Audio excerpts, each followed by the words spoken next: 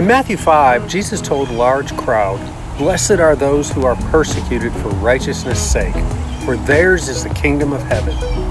How much value do you put in your faith, and what are you willing to do to defend what you believe? In 2015, there was a shooting at the Oregon College. The reporter said the shooter would ask each student, "Are you a Christian? And if you are, then stand up." He told them, "Because you are a Christian, you're going to see God today." And then he shot and killed them. He kept going down the line asking each student, and one by one they stood up. 10 students in all stood up that day.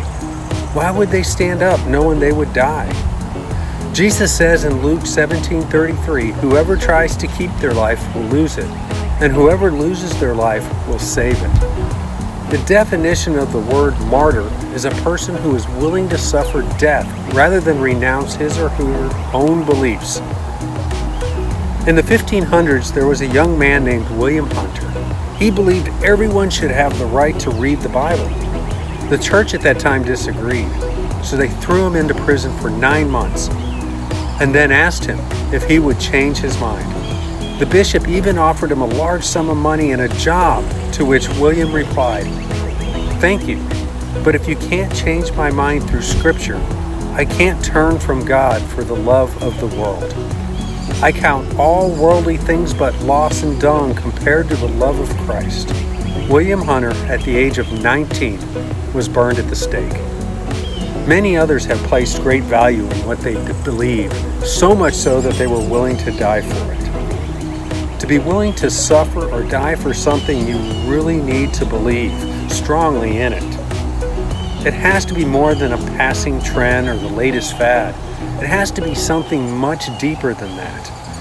The great thing is, we live in a country where we are free to follow any religion we want.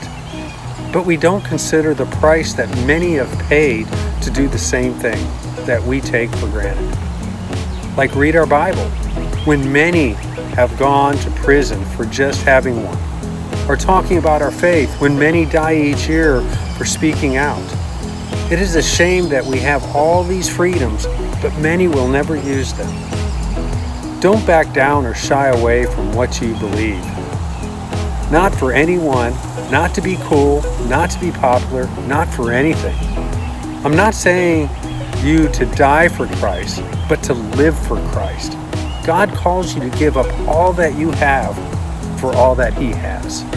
Live for Christ today. Have a great day, guys. See you soon.